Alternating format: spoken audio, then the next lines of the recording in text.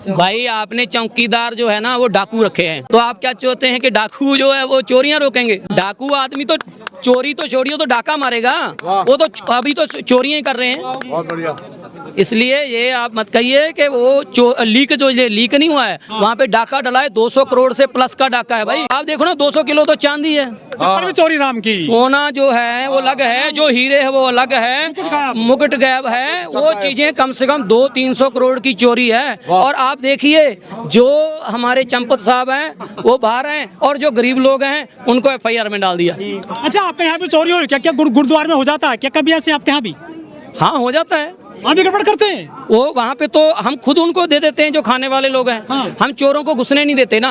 हमारे ज्यादा से ज्यादा रोटी का भूखा आएगा। हाँ। ये जो लोग हैं ये तो राक्षस बुद्धि वाले लोग हैं। इनको तो आप हजारों क्विंटल भी सोना दे दें, इनका पेट नहीं भरेगा। कुछ लोग कह रहे हैं कि प्रभु राम बहुत अच्छा था, वानरों को ले गए थे लंका में, यदि इनको ले जाते ना सोने की लंका को लूट के ले आते वहाँ से ये, और राम जी को वहाँ पकड़वा देते। ये भी नाल है, वो लूट के लाते, उसको कहते ये हम ले चले, इनको रख लो, ये हमको उपदेश देगा, हमको सही रास्ते पे चलने की बात करेगा, इसको तुम रखो। वानर थे इसलिए सोना नहीं लाए श्रीलंका से। अगर ये वहाँ जाते वो अगर आम लोग भी होते ना भारत के, वो भी नहीं लाते। अगर बीजेपी वाले होते ये भाई जरूर राम को वो खुद पकड़ के देते। जा रहा है पैसा, सोना कहाँ जा रहा है, कहाँ गलाया जा रहा है ये?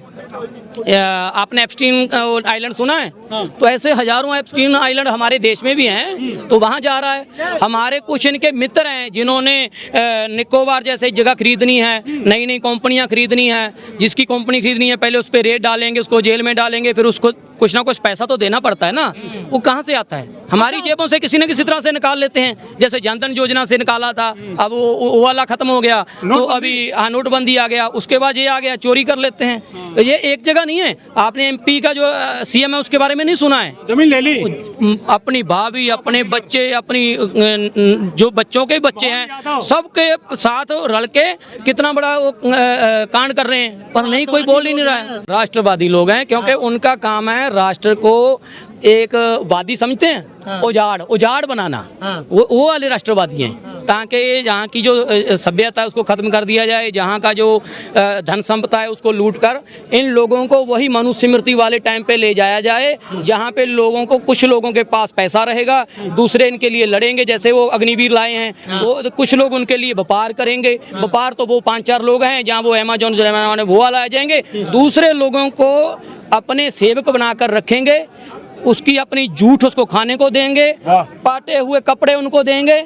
और लेकिन ये जो लोग झंडा उठा रहे हैं ना, सबसे बड़ी मार इन पे आएगी। सिखों ने भी राज किया है, लड़ना जानते हैं, मुसलमानों ने भी किया है। जो जिनको जो शूद्र SC ST बोलते हैं ना, इनके ऊपर सबसे बड़ा गाज आएगी। 93,000 स्कूल बंद कर दिए गए, प्रेस कॉन्फ्रेंस कोई नहीं की गई।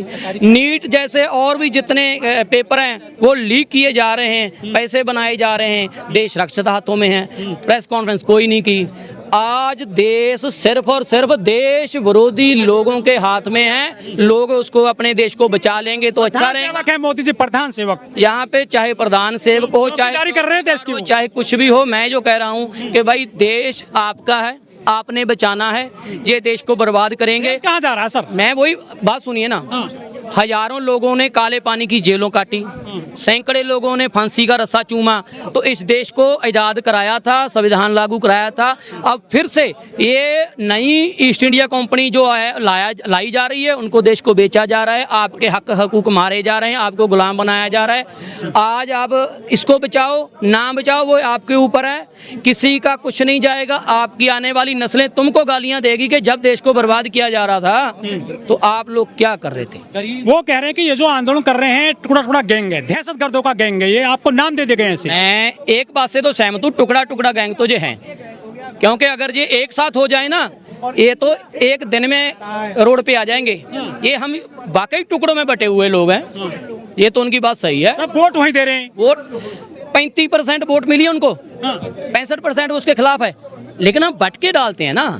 मुझे कहो तो बताइए 65% वोट ज्यादा है या 35% ज्यादा है? 65 ज्यादा है। 65 उनके खिलाफ हो ना, और हमने क्या है, हम टुकड़ों में बटे हुए हैं। वो जो उन्होंने बात कही है, असल में अगर आज वोट इस चीज पे कराई जा रहे कि बीजेपी को जिताना है या हराना है, ये 2 मुद्दों पे आप करवा के देखो, इनको 30% वोट भी डली तो आप जो मर्जी कर लेना। इनकी डिमांड जायज है, उसका इस्तीफा होना चाहिए, पर जितने वो बेशर्म लोग हैं मुझे नहीं लगता वो इस्तीफा देंगे। और मैं तो ये कहूँगा इनको कि वो पूरी जो कैबिनेट है सबका इस्तीफा मांगना चाहिए, क्योंकि जो गृह मंत्री हैं उससे सुरक्षा नहीं संभल रही, जो विदेश मंत्री हैं उनसे विदेश नीति नहीं समझ रही, जितने भी लोग मंत्री पद पे बैठे हैं। आप फाइनेंस मिनिस्टर का देखिए, वो कई बार कह देती है कि हम तो लहसुन ही नहीं खाते हैं, प्याज नहीं खाते हैं। वो जो है इन्हें सारे जितने लोग बैठे हैं इन सबको ही इस्तीफा देना चाहिए। अगर देश को बचाना है, कुछ पढ़े लिखे लड़कों को, चाहे वो राज्यसभा के थ्रू लाए जाएं, कहीं से लाए जाएं, उन बच्चों को, पढ़े लिखे लोगों को सामने लाया जाए, जिनके अलग से कोई, जैसे गड़करी साहब के बेटों की तरह खुद के प्लांट ना हो, ऐसी चीज़ें ना हो, जिसकी वजह से वो उनका काम जो है वो अपने परिवार के लिए ज़्यादा हो, देश के लिए कम हो। ऐसे लोगों को सामने लाना चाहिए। लेकिन सर वो कहते हैं कि देश मजबूत हाथों में है और मजबूत सरकार है, मोदी की सरकार मजबूत है, ऐसा कहा जाता है। वो सही है, अगर आपने कपड़े को निचोड़ना है तो आप मजबूत हाथों से निचोड़ सकते हैं ना, अगर उसको साफ सुथरा रखना है तो आपको मुलायम हाथों से काम करना पड़ेगा। वो देश को निचोड़ रहे हैं तो मजबूत हाथों से निचोड़ेंगे। अमृतकाल चल रहा है, अमृतकाल विश्व गुरु। बिल्कुल बिल्कुल, अमृतकाल चल रहा है बीजेपी और उसके साथियों का, और अमृतकाल जो चल रहा है वो भी उनके साथियों का। यहाँ पर लोगों के लिए तो जहर काल है। 18 बच्चे उनकी वजह से मर गए, नीट की वजह से, ये अमृतकाल है। ऐसे अमृतकाल पर तो थू होना चाहिए, जिसकी वजह से छोटे छोटे बच्चे, 18 बच्चे, आप सोच कर देखिए, एक बच्चा भी मर जाए ना, पूरा गांव खाना नहीं बनाता है, कई दिन शोक मनाता है। यहाँ पे 18 बच्चे मरे, इनके ऊपर कोई फर्क पड़ा? मोदी जी ने कोई ट्वीट किया? बताइए। फिर और छोड़िए, 3 लोगों को उन्होंने मार दिया अमेरिका वालों ने, इन्होंने कोई ट्वीट किया? कितने लोग, चाहे वो किसान हो, मजदूर हो, वो मर रहे हैं। और तो और छोड़िए, पानी की वजह से जो लोग तंग हो रहे हैं बॉम्बे की वगैरह में, तो पानी की बात करने वालों को ये कह रहे हैं इंटरनेशनल है। ऐसे घटिया लोगों से क्या उम्मीद कर सकते? आपको भी खालिस्तानी बोलते हैं सर, ये तो पता क्या है, मैं पहले भी बात कर रहा था, मैंने आज एक ना स्टोरी भी लगा रखी है, चे गवारा का मैं कोट पढ़ रहा था। ये जो सत्ता होती है ना, ये मूर्खों को, अपने अंधभक्तों को देश प्रेमी, और जो सवाल करे, जो इनकी गलत नीतियों की बात करे, उसको देशद्रोही बना देती है। ये तो इनका नहीं, ये तो हर गवर्नमेंट का रहा है। हिटलर का देख लो। 2014 से कहा था सर ऐसे हिसाब किताब, जो अब हो रहा है, जो भी आंदोलन करता है उसको देशद्रोही, खालिस्तानी, परजीवी कह देते हैं। कुछ भी वो पता क्या है कि जब आपके पास बात करने का नहीं है ना, आप बात नहीं कर सकते बैठकर, तो आप क्या बोलोगे कि गाली दे दो इसको, क्योंकि गाली देना सबसे बढ़िया है ना, गाली दे के काम नहीं बढ़ेगा। किसान है, उनको बोला ये जो है देशद्रोही हैं और ये खालिस्तानी है। मुसलमान है, उनको भी बोला एनआरसी में आंदोलन करने के लिए। सीएनआरसी चाहे जेएनयू जामिया चाहे डीयू हो, सबको यहाँ पर आंदोलन करने के दौरान नए नए नाम मिले हैं, उन पे हमले किए गए हैं। ये हमलावर कौन है जो आ जाते हैं आंदोलन पे हमला करने के लिए? मैं जिस दिन वो लड़के ने, गुज्जर ने गोली चलाई थी ना, मैं उसी वक्त वहीं पे था। जयपुर में? नहीं, इधर सीए में हुआ था, एनआरसी में। वो बच्चे हैं, उनको ये क्या करते हैं कि उनको भड़काते हैं, ब्रेन वॉश करते हैं कि ये इंटरनेशनल हैं। उन बच्चों को तो यही नहीं पता भाई कि असलियत क्या है। जिसको असलियत पता ही नहीं है तो उसको कोई 10 लोग इधर से बोलेंगे, कोई इधर से बोलेगा, वो भड़काएंगे। कह रहे हैं हम राष्ट्रवादी हैं, ये जो आंदोलन करते हैं ये जो है देशद्रोही हैं, ऐसा नाम दिया जाता है। हाँ, एक मैं आपको बात बताऊं, ये भाई फिर आगे मैं पहले भी देखा है, ये दिल्ली पुलिस ने स्पेशल लगा रखे हैं कैमरामैन, इनके पीछे लिखा हुआ है कि दिल्ली पुलिस के फोटोग्राफर हैं। हर एक आदमी की फोटो कैप्चर की जाती है कि कौन सवाल कर रहा है। कहाँ फोटोग्राफर होते हैं? देखिए भाई, घूमिए, थोड़ा घूमिए, नहीं घूम जाइए। ये क्या लिखा हुआ भाई? Photographer new Delhi district Delhi police. ये किस लिए? ताकि लोगों की शनाख्त की जाए कि कौन सवाल। गुप्तचर है क्या?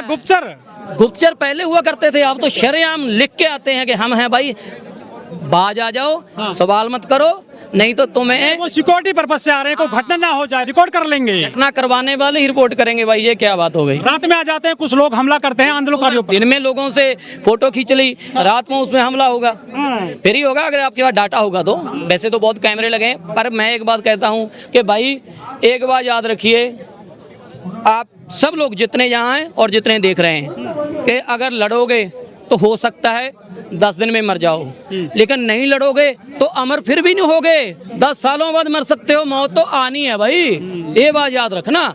डर के अंदर बढ़ जाओगे, मौत वहां भी आ जाएगी, सुरक्षित बहुत देश है आएगी। सर, सुरक्षित हाथों में है, चिंता करने की जरूरत नहीं है आपको। बिल्कुल देश हाथों में है कि देश को बेचा जा रहा है और प्रेस कॉन्फ्रेंस कोई नहीं की जा रही, देश को गुलाम बनाया जा रहा है, प्रेस कॉन्फ्रेंस कोई नहीं की जा रही। क्या इस्तीफे से समस्याएं हल हो जाएंगी छात्रों की? नहीं नहीं, पता क्या है, 2 करोड़ रोजगार नहीं मिला उनको, डिमांड कर रहे हैं वो। बच्चे हैं, इनको जितना इन्होंने झेला है इनको उतना पता है। अगर आप पूरे देश के तौर पर देखेंगे तो एक ही इसका समाधान है, बीजेपी और उसके साथी लुटेरों को सत्ता से बाहर किया जाए, फिर देश बच सकता है। अरे आपके चड्ढा जी चले गए भाजपा में। भाई साहब हमारे कहाँ से हो गए, आप कहीं से तय हमने थोड़ी राज्यसभा सदस्य नहीं, हमने थोड़ी वोट दिया, हमने पंजाब से चुने गए। तो एमएलए को चुना था ना, उन्होंने आगे किसको दिया वो तो उनकी जिम्मेदारी है। पहले गरीबों की बात करते थे, कहते थे कि जो मोबाइल कंपनियां हैं वो 28 दिन का महीना कर रही हैं, वो इसकी डिमांड कर रहे थे, अब वो इन बातों को नहीं उठाते हैं, गरीब गुरबा की बातों को। जब आपने किसी चीज की कीमत ज़्यादा लेनी है ना तो उसको चमकाया जाएगा, उसको साफ किया जाएगा, फिर ही कीमत ज़्यादा मिलेगी। अगर कुछ लोग, आजकल तो ऐसा सिस्टम है भाई, आपने किसी को फिल्म में लेना है ना तो उसके फॉलोअर देखे जाते हैं, तो आज राजनीति में फॉलोअर क्यों नहीं देखेंगे, उसने फॉलोअर बढ़ाए फिर अपनी कीमत ले ली।